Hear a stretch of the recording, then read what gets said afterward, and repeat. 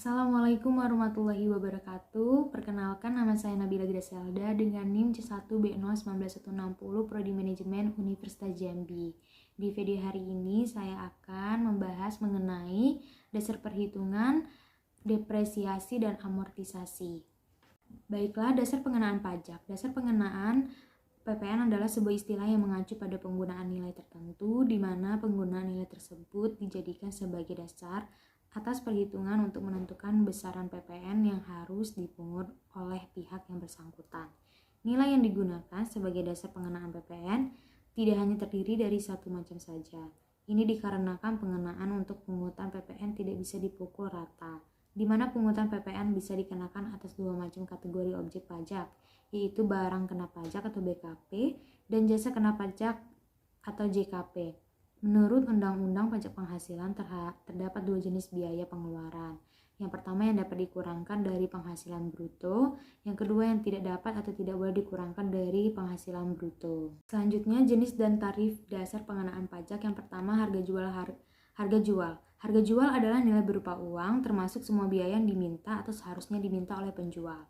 Karena penyerahan barang kena pajak atau BKP tidak termasuk PPN yang dipungut menurut Undang-Undang PPN dan potongan harga yang dicantumkan dalam faktur pajak. Yang kedua, penggantian.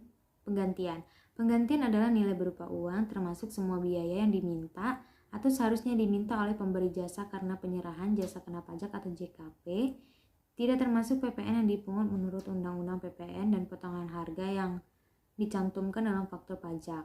Biaya tersebut antara lain biaya pengangkutan, biaya asuransi, biaya bantuan teknik, biaya pemeliharaan, biaya pengiriman, dan biaya garansi. Yang ketiga, nilai impor.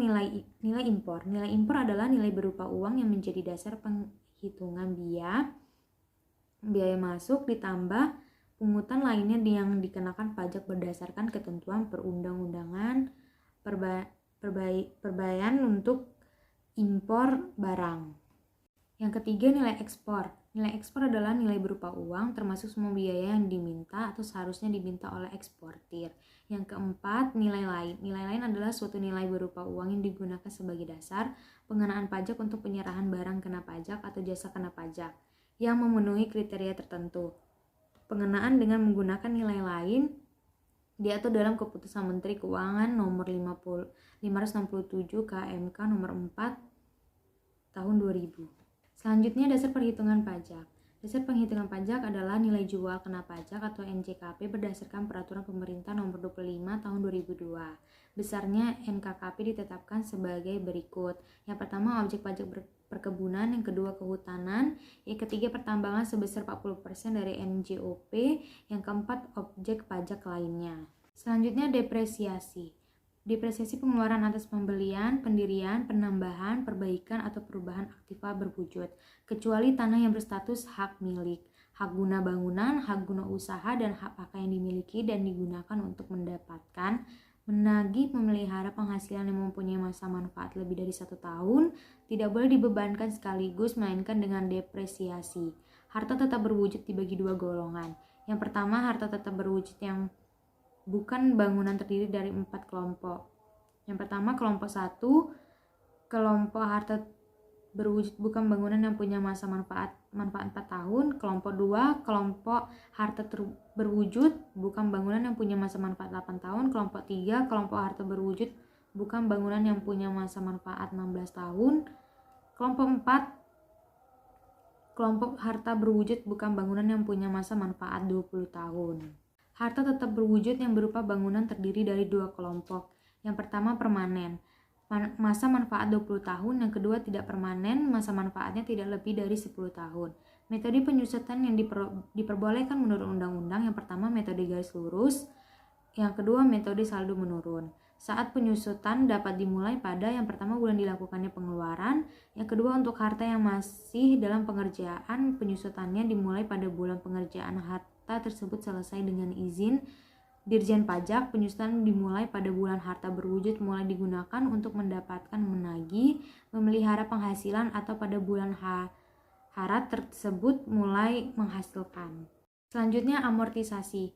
pengeluaran untuk memperoleh aktiva tidak berwujud, dan pengeluaran lainnya termasuk biaya perpanjangan hak guna dan hak pakai yang mempunyai masa manfaat lebih dari 1 tahun yang digunakan untuk mendapatkan, menagih, memelihara penghasilan.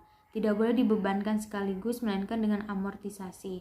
Harta tetap tidak berwujud digolongkan menjadi 4 kelompok. Yang pertama, kelompok 1. Kelompok harta tidak berwujud bukan bangunan yang punya masa manfaat 4 tahun. Kelompok kedua, kelompok harta tidak berwujud bukan bangunan yang punya masa manfaat 8 tahun. Kelompok ketiga, kelompok harta tidak berwujud bukan bangunan yang punya masa manfaat 16 tahun. Kelompok keempat, kelompok harta tidak berwujud bukan bangunan yang punya masa manfaat 20 tahun. Selanjutnya, PTKP atau penghasilan tidak kena pajak. Sesuai namanya, penghasilan tidak kena pajak digunakan sebagai dasar untuk menghitung pajak penghasilan atau PPh seorang wajib pajak. Menurut pasal 7 Undang-Undang Pajak Penghasilan Nomor 36 Tahun 2008 yang sudah tercantum pada Peraturan Menteri Keuangan atau PMK, PTKP mencakup jumlah pemasukan wajib pajak yang tidak dikenakan pajak penghasilan pasal 21. Apabila penghasilan wajib pajak tidak lebih dari PTKP, maka ia tidak akan dikenakan pajak penghasilan pasal 21. Namun, jika penghasilan wajib pajak melebihi PTKP, maka ia wajib membayar pajak penghasilan pasal 21 dengan hitungan penghasilan neto setahun yang sudah dikurangi PTKP. Selanjutnya, biaya yang dapat dikurangkan dari penghasilan bruto. Yang pertama, biaya untuk mendapatkan, menagih dan memelihara penghasilan, termasuk biaya pembelian bahan, upah, gaji, honor dan sebagainya kecuali pajak penghasilan. Yang kedua, penyusutan atau amortisasi yang mempunyai masa manfaat lebih dari 1 tahun. Yang ketiga, iuran kepada dana pensiun yang pendiriannya disahkan Menke.